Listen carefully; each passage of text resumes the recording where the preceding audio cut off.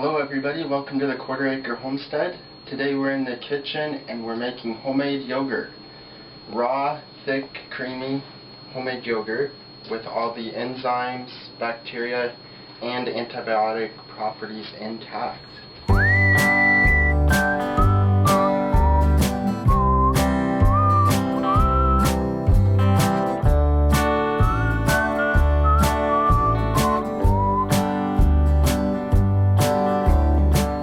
So let's get started. Here's what you'll need. You need a big stock pot, big enough to fit 4-quart jars, some raw milk, some yogurt. You can either use yogurt from the store, you just have to be sure it has live cultures in it. Nancy's organic yogurt works, or you can also use a yogurt starter. And then 4-quart jars. These are canning jars. You can use other jars that you save from pasta sauce or whatever. A whisk and a candy thermometer, and one last thing over here on the floor is a big cooler. Alright, let's get started. Alright, so the first thing you're going to do is just take the lids off your jars, set them in your pot. And actually you want a washcloth under your jars just to hold them up off the bottom. That way they don't break from the heat changes, which I forgot to grab a washcloth, so let me put one under there now. And if you've ever tried making raw yogurt before, you may have noticed it's usually kind of runny. And in this video I'm going to show you a trick to make it thicker. It really doesn't matter that it's runny, it's still just as healthy for you, it's just kind of not what we're used to. Once you have your jars in, go ahead and fill them with your raw milk. Actually, I wonder if I could do it from up here. See how good of an aim I am. Okay, you don't want to fill the jars clear up because you're going to add a couple of tablespoons of your yogurt starter or your yogurt from the store here in a little bit. So I'll leave it about like that. We'll use the rest of the raw milk in a smoothie or something. Okay, then you're going to go ahead and fill your pot up with water. And you want to leave about an inch of space before the top of the jars, so we'll go to about there. And then we'll move over to the stove. Okay, so then what you'll do is put your candy thermometer, and this one actually has a clip on it, so I can just clip it on the side of the pot here. And then we'll turn the heat on, probably not on high, but maybe 8. And I'm just going to watch that and let it heat up until it's to 110. I don't know if you noticed it or not, but I had turned on the wrong burner. So I have that fixed now. It's heating up nicely. We're up to maybe 80 degrees. What you can do to save time next time is just kind of set a timer. See how long it takes your pot with the 4 quarts in it to heat up to 110.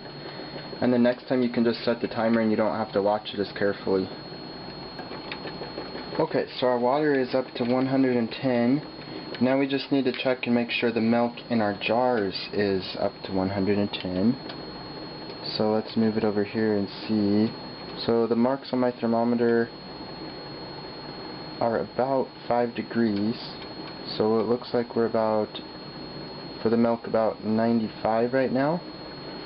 I don't know if you can see that. Actually the thermometer is dropping down, so it's a lot cooler. The milk's a lot cooler than the water.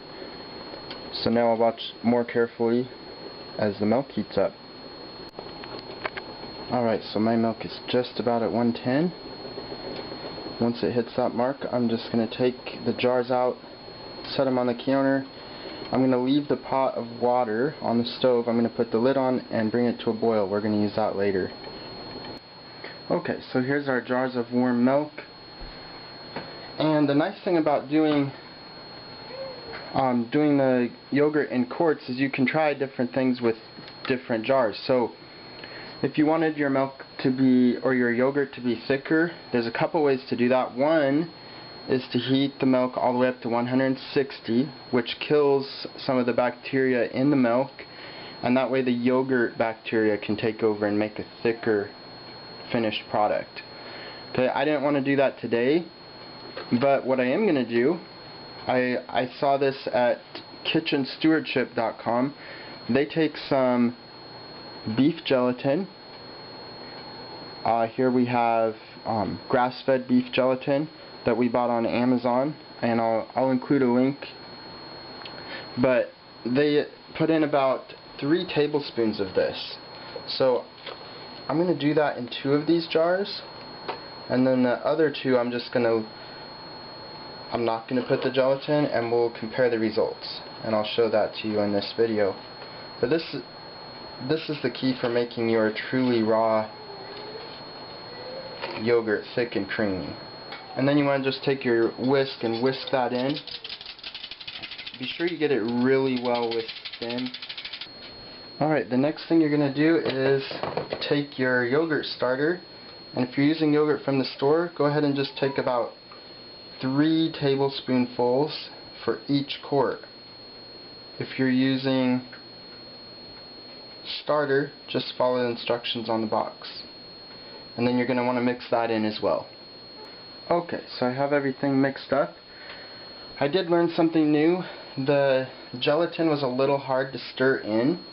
It was a little hard to whisk in. I had some lumps which I just took out. But it's the first time I've actually tried gelatin, so if I did that again, I probably would put the milk in a saucepan and just heat it in the pan and then whisk as I poured the gelatin in. I think that would work better. But I went ahead and mixed the gelatin in and the 3 scoops of my yogurt starter. Now I'm just going to put the lids on and set these into the ice chest. The other thing, the pot of water you had on the stove, it should be boiling by now. And what we're going to do is set that in the ice chest as well, just to keep this yogurt nice and warm as it cultures. Alright, let's move over to the ice chest. Okay, so I went ahead and lined my ice chest with a towel, kind of to keep the pot from melting the sides. My water was boiling, so I'm going to set this in. Try to pull my towel up. Okay, and you don't want your yogurt to be touching this pot, because right now it's really hot, but you do want your yogurt to be in the ice chest with it. So I'm just going to set them off to the side, kind of.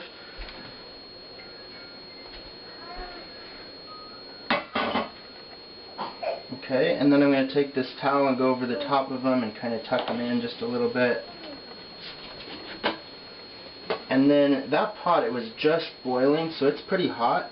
So I'm going to take the lid off, let some of the steam out for a few seconds, because I don't want it to get too hot in there.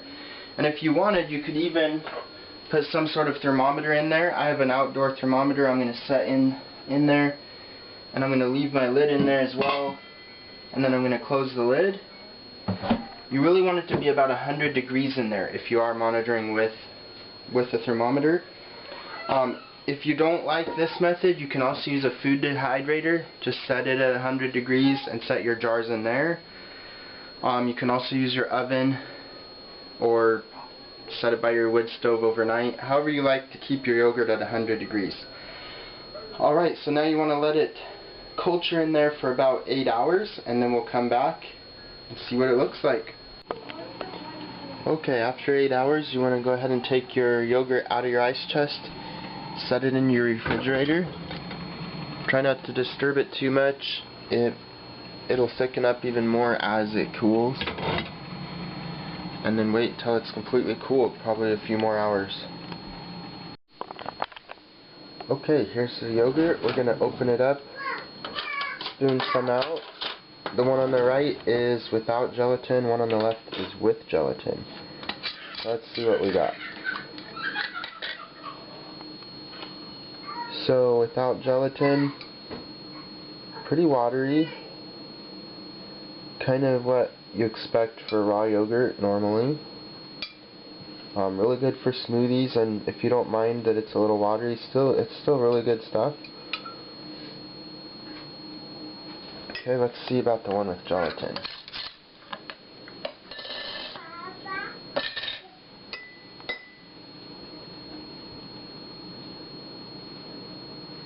Alright, that's really thick. So, and what you can do, if you decide it's too thick for your liking, next time just put a little bit less gelatin, and you can adjust as needed. Alright, it's time for a taste test. Alright, so I have the homemade yogurt. I drizzled some raw honey on it, and now it's time for the taste test. Really good. Full of probiotics. The gelatin is gut healing. The yogurt has antibiotic properties in it. Really healthy stuff. A couple things I learned doing this video. I'd never used the gelatin before, so I learned it's a little hard to stir it into the quart jars. So when I do it again, I'll probably warm my milk in a saucepan and pour the gelatin in slowly while I whisk it in, just to get it mixed in better. There was one other thing that I learned, but I forgot what it was. Oh yeah, it's just a little bit thick. So I probably would reduce it to 2 tablespoons of gelatin next time. Other than that, hope you enjoyed the video, hope you learned something. And that's it. Thanks. See you next time.